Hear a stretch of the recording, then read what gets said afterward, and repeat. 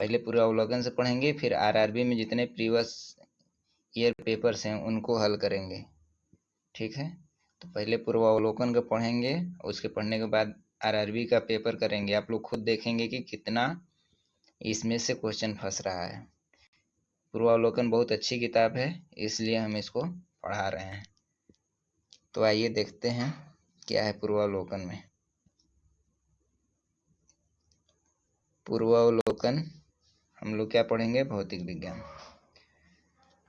तो मात्रक और इकाई, हम लोग आज चैप्टर पढ़ेंगे मात्रक और इकाई। तो किसी भी भौतिक राशि को मापने के लिए उस राशि को एक निश्चित परिमाण को मानक लेते हैं। इसका मतलब ये है कि किसी राशि को मापने के लिए, जैसे द्रव्यमान है, तो द्रव्यमान का मात्रक क्या होता है, किलोग्राम। तो द्रव्यमान को ऐसे तो नहीं कहेंगे कि द्रव्यमान 1, द्रव्यमान 2। लंबाई को ऐसे नहीं कहेंगे लंबाई 1, लंबाई 2। उसका कोई एक पर्टिकुलर मात्रक बना दिया जाता है कि इसी नाम से इसको जानेंगे, 1 मीटर, 2 मीटर। तो उसके लिए ये जो राशियां हैं उसके लिए एक मात्रक तय किया गया, तो उसी को क्या कहेंगे, मात्रक या इकाई। तो जो मात्रक और इकाई है उसकी पद्धतियां हैं।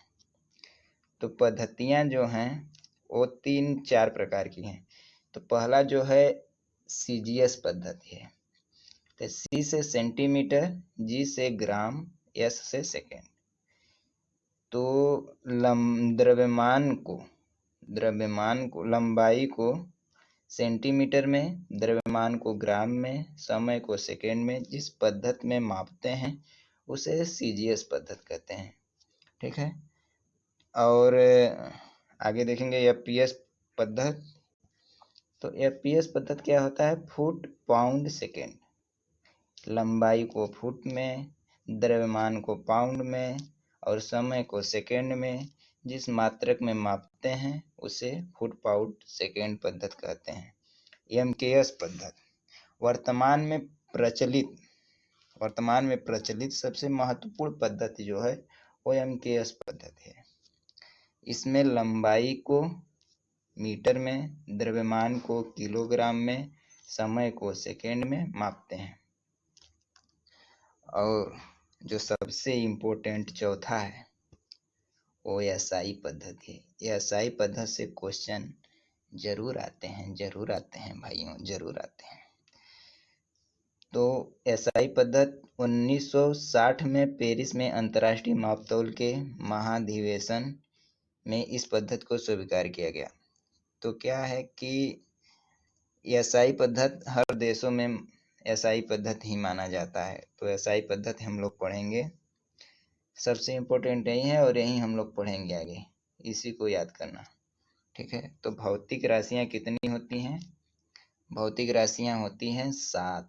तो 7 भौतिक राशियां हैं, तो उनके मूल मात्रक भी 7 होंगे, संकेत भी भाई 7 ही न होंगे। तो भौतिक राशियां जो 7 होती हैं, जो भौतिक राशियां 7 होती हैं तो कौन कौन सी हैं, वो पहला है लंबाई, दूसरा है द्रव्यमान, तीसरा है समय, चौथा है ताप, विद्युत धारा, पांचवा है, छठवां है ज्योति तीव्रता और सातवां है पदार्थ का परिमाण या मात्रा। तो लंबाई का जो मूल मात्रक है वो मीटर है एसआई पद्धति में, और द्रव्यमान का जो है किलोग्राम है, समय का जो है सेकेंड है, ताप का जो है केल्विन है, विद्युत धारा का एम्पियर है और ज्योति तीव्रता का फ्रेंड्स कैंडेला है, पदार्थ की मात्रा मोल। इम्पोर्टेंट है, इसको याद ही कर लेना, क्योंकि आगे बहुत इसका प्रयोग हम लोग देखेंगे। आगे जितने जाएंगे इसका अधिक से अधिक 90%, 80% कहें तो इसी का प्रयोग हम लोग देखेंगे। तो इसका संकेत याद कर लेना, मीटर का एम से, kilogram KG, second S, kelvin के, एम्पियर ए, कैंडेला सीडी, मोल। ठीक है, ठीक है, तो हम लोग आगे देखेंगे। ये सब कोई मतलब नहीं है हम लोग के लिए। सेकेंड की परिभाषा, एम्पियर की परिभाषा, केल्विन की परिभाषा, कैंडेला की परिभाषा, ये सब कोई ज़्यादा हम लोग के लिए इम्पोर्टेंट नहीं है। तो आगे हम लोग देखेंगे क्या है आयतन। आयतन आयतन लंबाई गुणे चौड़ाई गुणे ऊंचाई। किसी चीज का आयतन हमें निकालना होगा तो लंबाई गुणे चौड़ाई गुणे ऊंचाई, मतलब लंबाई में चौड़ाई का गुणा कर देंगे और चौड़ाई में अगर ऊंचाई का गुणा कर देंगे तो क्या आ जाएगा, आयतन आ जाएगा। तो लंबाई को किस में मापते हैं, मीटर में। किलोग्राम में तो नहीं नापेंगे, नहीं नापेंगे। तो लंबाई को मीटर में, चौड़ाई को भी मीटर में, कि किलोग्राम में नहीं, मीटर में। ऊंचाई को भी मीटर में। तो टोटल क्या हुआ, 3 मीटर हुआ। तो टोटल 3 मीटर हुआ तो मीटर का क्यूब। ए बराबर क्या होता है, 1 क्यूब। इसी तरह मीटर इंटू मीटर बराबर मीटर क्यूब। अगला देखेंगे घनत्व। क्या देखेंगे, घनत्व। तो घनत्व क्या होता है, द्रव्यमान बट्टे आयतन। ठीक है, घनत्व क्या होता है, द्रव्यमान बट्टे आयतन। तो जो लिक्विड होता है, लिक्विड को लीटर में मापते हैं ना कि किलोग्राम में। तो हर लिक्विड का घनत्व तो अलग अलग होता है, डेंसिटी बोलते हैं इंग्लिश में। तो हर लिक्विड का घनत्व अलग अलग होता है। जैसे दूध का घनत्व अलग होगा, जल का घनत्व अलग होगा, दही का घनत्व अलग होगा। इसी प्रकार हर चीज का घनत्व अलग अलग होता है। तो घनत्व क्या होता है, द्रव्यमान बट्टे आयतन। ठीक है, तो द्रव्यमान को किसको मापते हैं, पढ़े थे, द्रव्यमान किलोग्राम में। ठीक है, और मीटर आयतन मीटर क्यूब अभी ऊपर पढ़े हैं ये। तो द्रव्यमान बट्टे आयतन का किलोग्राम इंटू मीटर क्यूब। ठीक है, आगे क्या है, बेग। बेग क्या होता है, बेग विस्थापन बट्टा समय को दर्शाता है। विस्थापन बट्टा समय को दर्शाता है। और विस्थापन क्या होता है, विस्थापन दो बिंदुओं के बीच की दूरी, दो बिंदुओं के बीच की दूरी, और वो एकदम सीधी नापी जाती है। क्या नापी जाती है, एकदम सीधी। दूरी को जैसे घूम फिर कर जाएंगे, अगर आपको दिल्ली जाना है और दिल्ली से वापस आना है तो अपने घर से दिल्ली जाएंगे, दिल्ली से वापस आएंगे, दोनों दूरी लेंगे। लेकिन अगर आप विस्थापन निकालेंगे तो विस्थापन आपका शून्य होगा। अपने घर से दिल्ली गए, दिल्ली से आप अपने घर आए तो विस्थापन क्या होगा, शून्य होगा, शून्य होगा, याद रहे। तो विस्थापन जो वेग होता है विस्थापन बट्टे समय होता है, और चाल जो होता है दूरी बट्टा समय होता है। तो विस्थापन वेग बट्टा समय, मीटर प्रति सेकेंड। विस्थापन का मीटर, दूरी का भी मीटर, विस्थापन का भी मीटर, दोनों का मात्रक सेम ही होता है क्योंकि ये दोनों दूरियां हैं। ठीक है, और त्वरण जो है, त्वरण क्या होता है, वेग परिवर्तन बट्टे समय। त्वरण v माइनस यू बट्टा टी। ये फार्मूला से आता है। फार्मूला कौन होता है, v, ये होता है फार्मूला v बराबर u प्लस ए टी से आता है। तो अभी फार्मूला बाद में पढ़ेंगे, पहले देख लेते हैं समय, वेग परिवर्तन बट्टा समय अंतराल। त्वरण क्या है, वेग परिवर्तन बट्टा समय अंतराल। तो इसका फार्मूला कैसे, वेग परिवर्तन v माइनस यू। तो वेग परिवर्तन v तो क्या हुआ, v माइनस यू मीटर प्रति सेकेंड। वेग परिवर्तन, वेग का मात्रक क्या अभी पढ़े थे, अभी वेग का मात्रक पढ़े थे मीटर प्रति सेकेंड पढ़े थे ना, और समय का मात्रक सेकेंड। तो मीटर प्रति सेकेंड इसका हो गया सेकेंड, सेकेंड 2 बार सेकेंड स्क्वायर, मीटर प्रति सेकेंड स्क्वायर, मीटर प्रति सेकेंड स्क्वायर। त्वरण का बहुत इंपॉर्टेंट है,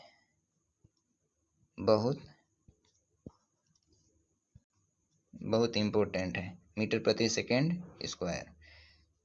त्वरण का हो गया बल का द्रव्यमान इंटू त्वरण। द्रव्यमान का किलोग्राम, द्रव्यमान का किलोग्राम, क्या किलोग्राम। त्वरण का भी पढ़े हैं, मीटर प्रति सेकेंड स्क्वायर, तो किलोग्राम इंटू मीटर प्रति सेकेंड स्क्वायर, इसको न्यूटन भी कहते हैं। न्यूटन बहुत सुना होगा, बताने की जरूरत नहीं है। कार्य बल गुणे विस्थापन, बल गुणे विस्थापन। अभी बल का मात्रक क्या पढ़े हैं, न्यूटन, विस्थापन का मीटर, तो न्यूटन मीटर, इसे क्या कहते हैं, जूल भी कहते हैं। कार्य बराबर जूल, कार्य का मात्रक जूल। शक्ति, शक्ति क्या है, खाने वाला शक्ति की बात नहीं कर रहे हैं, शक्ति मतलब पावर। पावर क्या है, कार्य बट्टा समय, क्या है, कार्य बट्टा समय, पावर। पावर आपका क्या है, कार्य बट्टा समय। कार्य को क्या भी जूल में, ऊपर ही देखे हैं, कार्य को जूल में, और समय को सेकेंड में, जूल प्रति सेकेंड। इसे वाट भी कहते हैं, क्या कहते हैं, वाट भी कहते हैं। और ये दो याद कर लेना, समतल कोण और घन कोण, इंपॉर्टेंट है पेपर के व्यू से। तो समतल कोण का रेडियन और घन कोण का स्टेरेडियन। घन मतलब घुमावदार है, या स्टेरेडियन, ठीक है, ठीक है।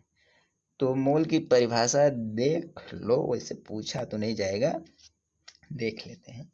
मोल की परिभाषा क्या है, एक मोल किसी पदार्थ की वह मात्रा है, किसकी है, किसी पदार्थ की, जिसमें उस पदार्थ के अवयवों की संख्या C12 के 0.01 किग्रा में परमाणुओं की संख्या के बराबर है।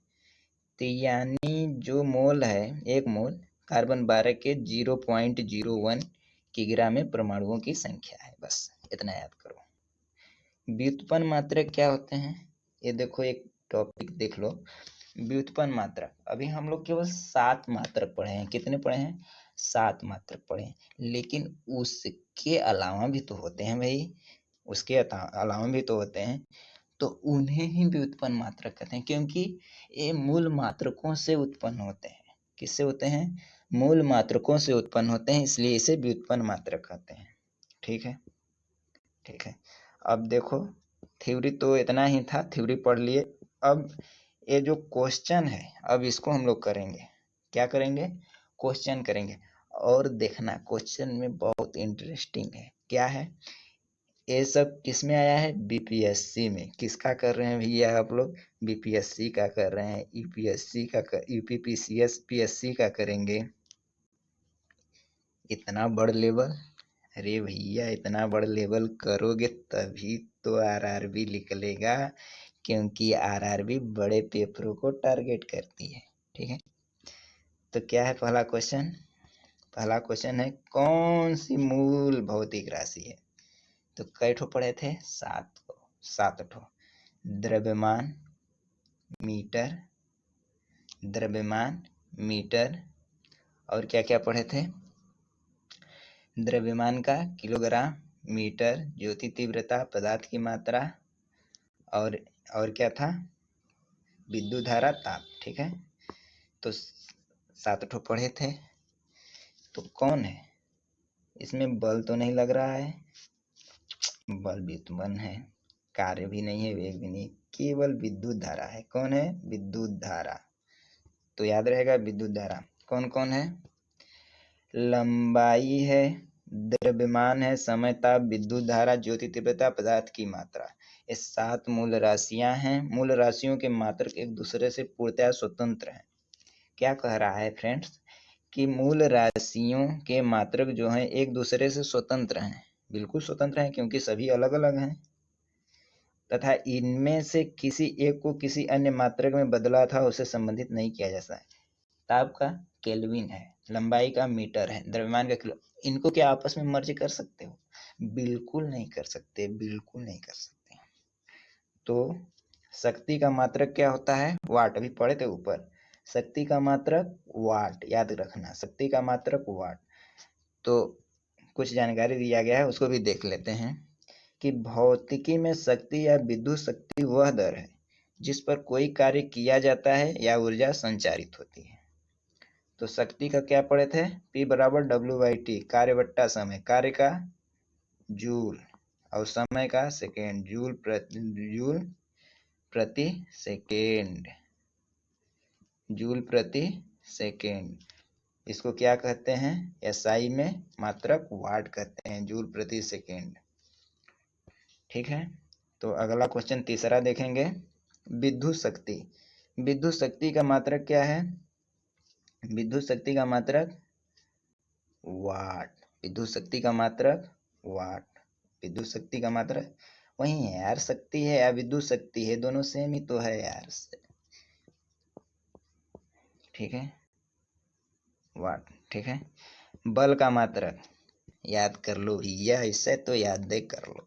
हम तो कहेंगे इससे याद ही कर लो, याद कर लो क्या, माइंड में घुसाड़ दो। ठीक है, क्या भैया? बल का मात्रक जो है वो क्या है? न्यूटन है बेटा, न्यूटन। तो बल नहीं लगाएगा तो खाना कैसे पाएगा?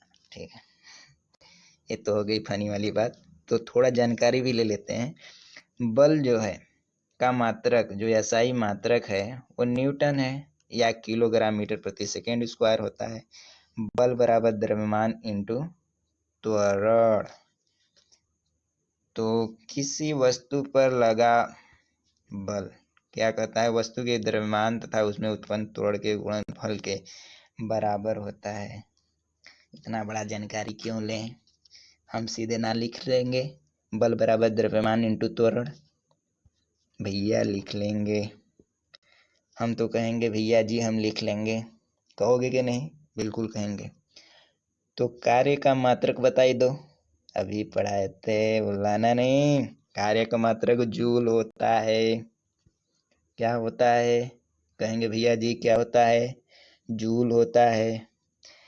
जब किसी वस्तु पर बल लगाकर विस्थापन उत्पन्न किया जाता है, कुछ जानकारी दे दिया है तो उसको पढ़ ही लेते हैं।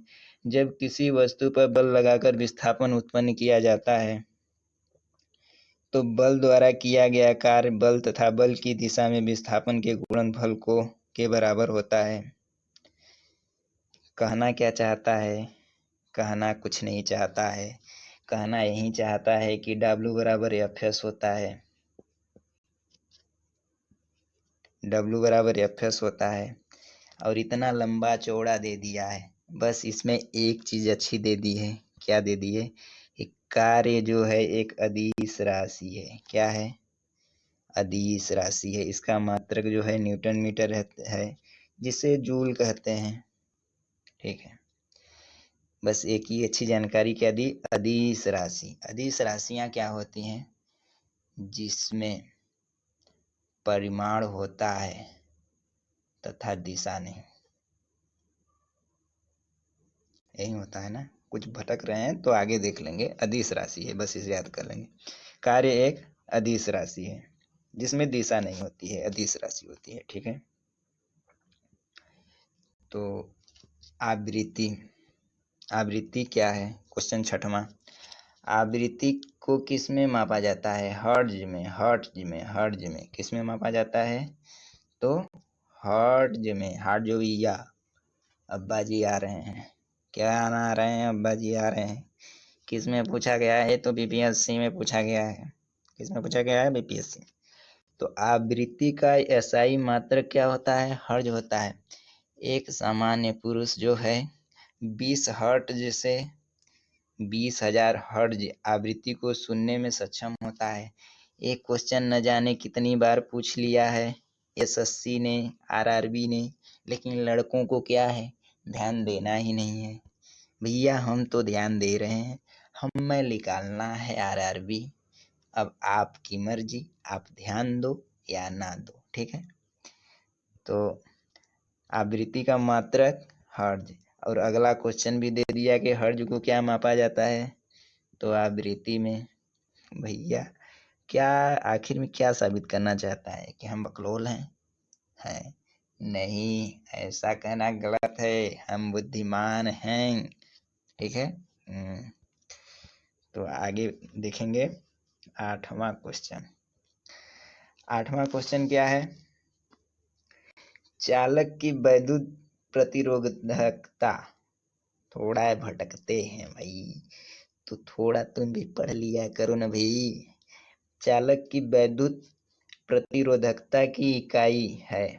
ठीक है, क्या है? इकाई है ओम है। प्रतिरोध का मात्रक क्या होता है? ओम। प्रतिरोध का मात्रक, अरे यार तुम क्यों आ गए? प्रतिरोध का मात्रक क्या होता है? ओम। अबे यार, प्रतिरोध का मात्रक ओम होता है। तो प्रतिरोध दे, प्रतिरोधकता दे, अरे कुछ दे दे यार, उसका ओम में लिख देना। क्या लिख देना? ओम नमः शिवाय। जा भैया प्रतिरोध जा, अभी रोध नहीं करेंगे। ठीक है, रोध भैया जा तुम।